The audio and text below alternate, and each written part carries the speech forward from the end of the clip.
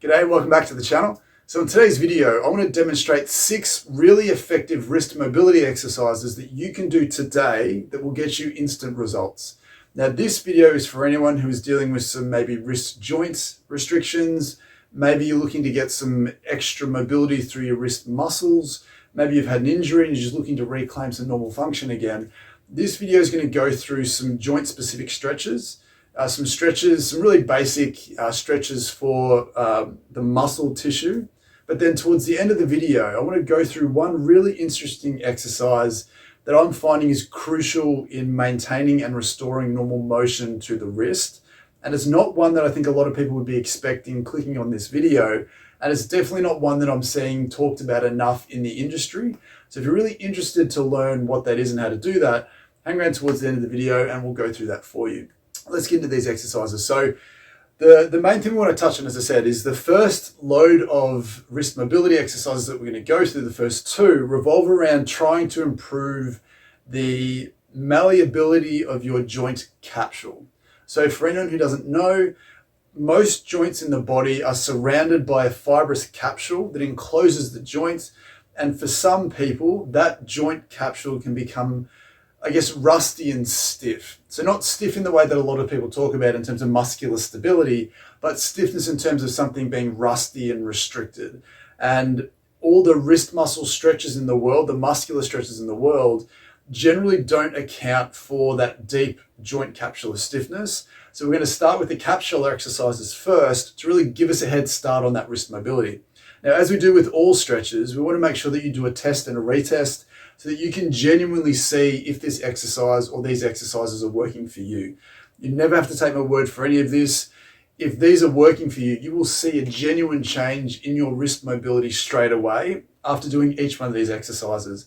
And that's obviously the goal. As simple as that sounds, no longer should you have to persist with wrist mobility exercises for 6 weeks in the hope that you'll eventually feel a bit looser.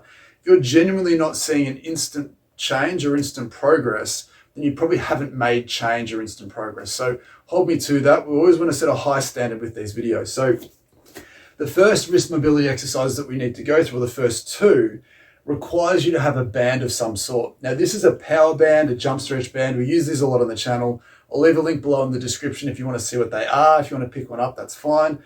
But you can use a TheraBand or a resistance band as well. You can use anything that you want. It does help if there is a bit of thickness to it because we're going to wrap it around your wrist. And if it is like a TheraTubing, for example, it can feel like it really presses in. If that's the case, maybe use a tissue or some toilet paper or some paper towel, whatever it is, just to save your wrist a little bit. But again, what we want to do is we want to test your wrist mobility, get a sense of how loose and free it feels in all directions. Then what we want to do here first is we're going to go after wrist extension. So we're going to try and open up the wrist capsule on the inside here. The way to do this really well is you want to slide your hand in so that your palm is facing where the band is connected to. What we want to do with this, and hopefully you can pick this up, is we want to put your wrist down so your hands are pointing away from the band.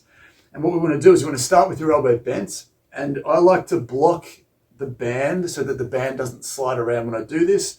All we're doing here is we're putting enough tension on the band just above the bones of the wrist, so where your sort of wrist bones feel like they are.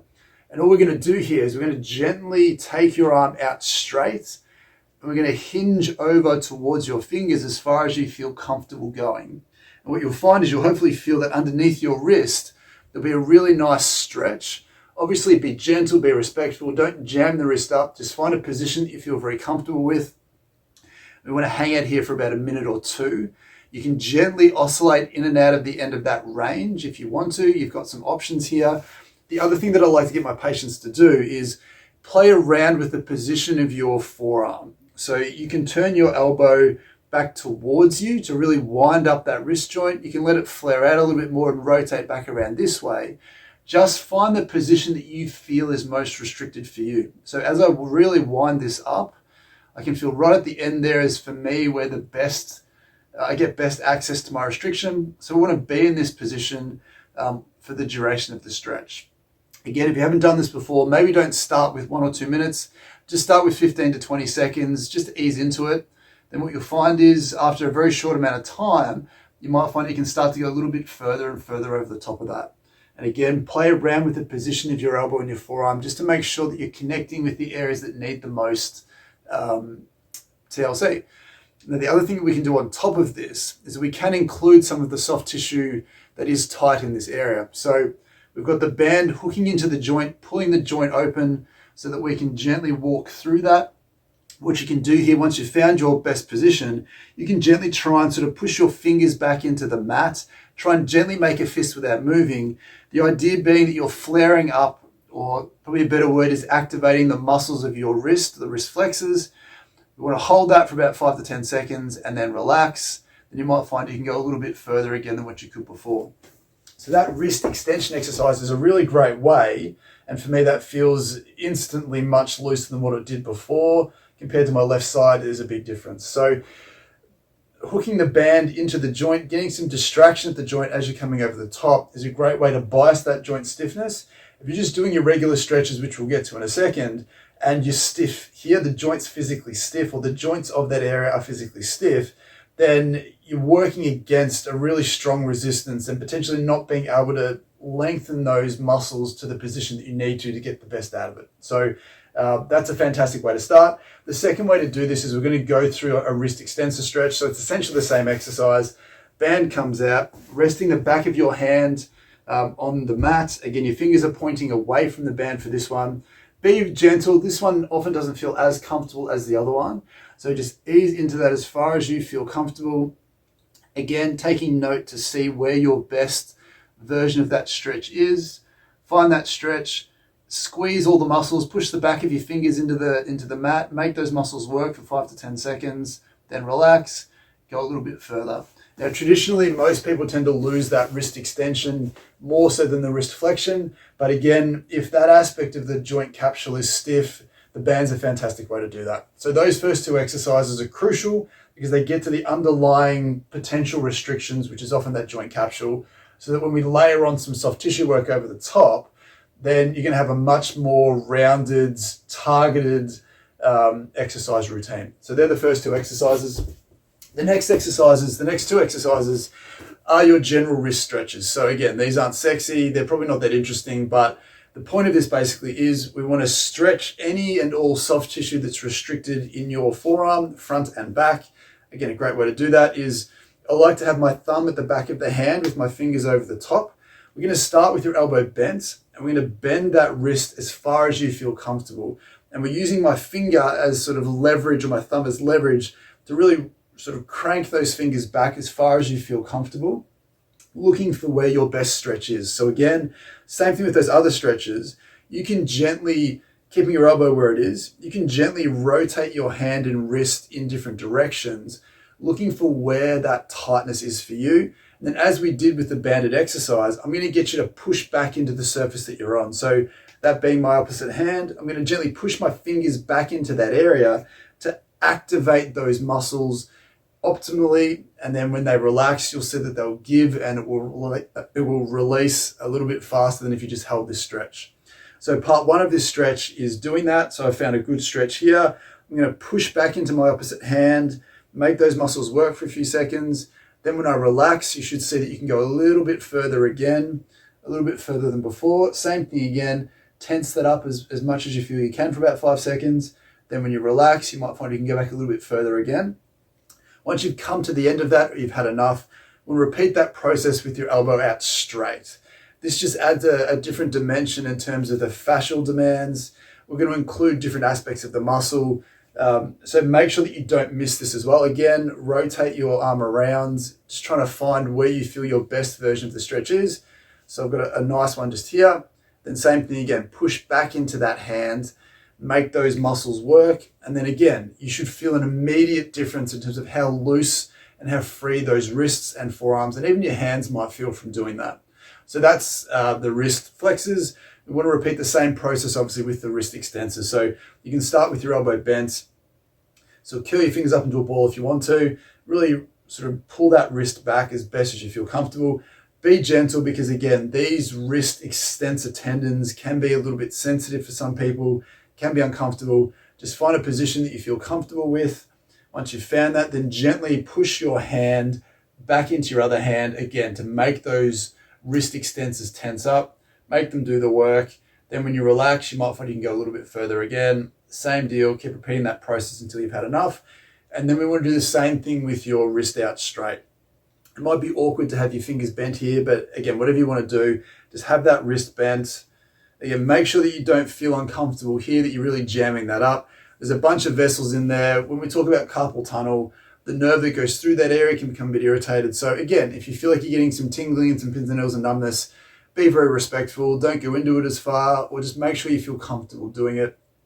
Same deal, tense and relax for 5 seconds, 5-second hold, then relax and see if you can go a little bit further. Make sure that you're twisting that arm around, so not the whole arm, lock that elbow in, but just twist it around to find where you feel the best and most effective place to stretch is. Then coupling that with the banded wrist exercises, we're going to get some really good capsular release. And we're also going to feel like the muscles of that wrist really loosen up quickly. So do your test and retest. So retest it again afterwards to see how much looser it feels. It should be looser straight away. Obviously, the more you do it, the looser it should get. And you may not capture all of that restriction day one, but if you keep looking at that process, you'll get to where you need to be really quickly. So they're the first 4 exercises. The 5th exercise requires the use of a ball. And this again can help with any fascial restrictions. This can help with any sort of soft tissue restrictions that the first 2 exercises or the first 2 varieties of exercises don't go through. What we want to do here is we want to take your ball, rest your hand on a table or a bench or the floor, whatever you want to do. I'll do it sitting cross-legged here. All I want to get you to do is dig the ball in. So just finding a spot, put some gentle pressure on there. We're not rolling the ball around. Again, if you're a fan of the channel, you know that I'm not a fan of the rolling technique. It's not specific enough for me and my tastes. So we want to roll the ball around first. So there is some rolling to begin with, but the exercise isn't rolling around. We want the ball to press in. Then all I want you to do here is then start to move your wrist around. So if you have it in your wrist flexors and you extend your wrist, you'll actually start to shear some of that tissue through underneath the compression that you're providing with the ball. And this is really important because when we do this, that fascia should slide smoothly through every surface that it connects with and that it interacts with. So putting some pressure in here and really trying to shear that tissue free, we can really start to connect to a lot of the tissue that the stretches that we've done previously doesn't quite get into. So once you've found a good spot, then basically just extend that wrist, really try and shear that tissue through. As you get closer to the wrist, you can start to add a little bit more sort of rotation and twisting, capture some of those more sort of isolated soft tissues and muscles in that area. So we want to do that on the wrist flexors. Same thing for the wrist extensors. If you've got tennis elbow, if you're dealing with some extensor issues in there, this can be a fantastic way to do that. So again, compress the tissue that you find is a little bit stiff and tight, then very respectfully pull that tissue through past the ball, feed some slack back into this movement and restore some of that normal motion that you may not have done previously. So again, you can put some pressure down on there. That will do wonders. You can also put some pressure down and drag it up and really tension up some of that skin as well. Really help free up that fascial connection in broader ways. So again, that's another great way just to tie everything together. So we're hitting the fascial stuff, the soft tissue stuff, the muscles, the banded joint stuff as well. It's a really comprehensive wrist mobility set of exercises. Now, as promised, the most interesting thing about wrist mobility for me, and this doesn't necessarily apply to someone who's had a physical traumatic injury. So say you've fallen over and broken your wrist and that has stiffened up because you've been in a cast for so long. That's potentially a different conversation, but check this out anyway, because it may still be pulling some strings that you didn't realize. One of the things that I find really interesting about wrist mobility is that it's heavily influenced by the state of your neck. Now that may sound strange because obviously your wrist is all the way out here, your neck's all the way up here, and in some strange world, it doesn't feel like they're connected, even though everything's physically connected. But the base of your neck, so the bottom few levels of your neck, and maybe the top couple of your upper back, have the segments house the nerve roots that come out and form the nerves that supply the muscles and the tissue of your wrist, hands, and forearms. So what I'm finding clinically is if you develop some subtle dysfunction, say that the neck joints become a little bit stiff, a little bit tight, a little bit restricted, maybe because of some poor postures, some poor neck and head positioning, that can potentially cause some neural tension issues that sets off a chain reaction of events that leads to tissues that associate with those nerves becoming tight. So if you're someone who consistently stretches your forearms, but you feel like they consistently keep retightening again, then it would pay to take a very close look at your neck with the ball, free up any restricted tissue that you find, and you might find that it actually stops that tissue from wanting to tighten again. Again, if you've got a broken wrist or you've had an accident that's created some genuine dysfunction, this is very unlikely to be the cure for that, obviously, but you might find that it may also be contributing to some of the muscular tightness in that area. So it's well worth exploring going forward. So we've done this on the channel before, so if you're a fan of the channel, if you're subscribed, you'll know this. But taking a tennis ball or a lacrosse ball to the joints at the base of your neck, want to free up those joints, feed some slack back into that tissue, give it permission to release, and you do it basically as follows. So what we want to do with the ball, we take the ball, for the purposes of this exercise, we're going to start the ball right at the main bump at the base of your neck. Now, this tends to be C7. It tends to be the most obvious place to start. So you're going to place the ball in the middle, let it roll straight off to the side. So not out further, just literally straight off that bump. And we're going to get you to lie down. You can do this up against a wall if you want to as well. But all we want to do is sort of roll a fraction to one side so we feel like we're on the spine itself. So not the bumps down the middle, those spinous processes, but the spinal column. We don't want to roll off it onto some of the soft tissue. We want to be right on the joints. And what you'll hopefully find is as soon as you put some pressure here, you may start to feel an element of stiffness or restriction or tightness, even some tenderness potentially. And if you're not sure what that feels like, as I always say, compare it to the other side. So compare it to the exact same spot on the other side and see how it feels. And what you'll genuinely feel for most people is you should feel like one side feels more restricted, one side feels less restricted. So even if you find that one wrist or one set of forearm and wrist muscles are tighter than the other, it doesn't always mean that it's stiff on the same side.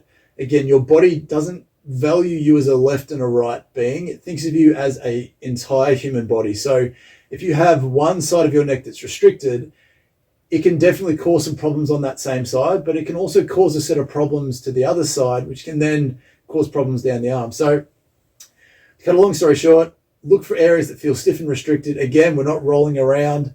We're finding a spot that feels a bit tight. We're just staying here. We're letting the ball press in, sink through some of that superficial soft tissue, attached to the joint or the deepest stiffness in those joints, and hopefully getting those joints to start to give and move. Once you've done that, move the ball up a little bit. Just keep hunting up and up and up until you run out of areas that you feel are interesting. Then come back down again and start working down onto your upper back. Same deal, go looking for areas that feel stiff, tight, and restricted. And by doing that, as I said, this is some thinking that I just don't see being put out there enough, that by freeing up the neck, by optimizing the function of your neck and the tissues within your neck, there's a flow-on effect to your hand, wrist, and forearm. So in my opinion and what I'm finding clinically, based on what I'm finding clinically, so not my opinion in that sense, but my opinion based on the results that I'm getting, is that we can't have a conversation about solely removing restriction from your soft tissue and improving your wrist mobility without connecting the dots back to your neck and the base of your neck. So I really hope that that was insightful. I hope that that was useful. Again, let me know in the comments down below which exercise you found worked best for you. They should each have a distinct role to play in wrist mobility, but I'm interested to know what you might find is better for you. So with that being said, thank you for watching. I hope you found this genuinely helpful and insightful, and then we'll see you in the next one.